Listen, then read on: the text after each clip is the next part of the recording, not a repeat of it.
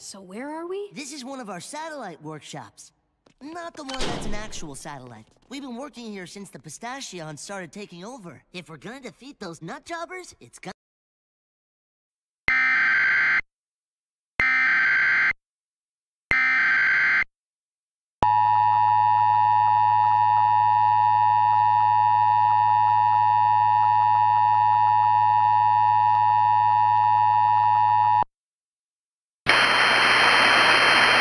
This is an important message from the Lake Charles Emergency Management Agency.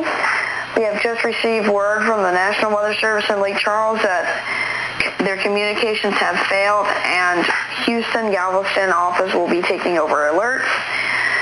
For those affected, this is just a notice for any people wondering how alerts may be relayed if the National Weather Service cannot get their communications back on. If you're planning to use an alternate radar, please use New Orleans Baton Rouge or try to use Shreveport because the radar is currently off the air right now.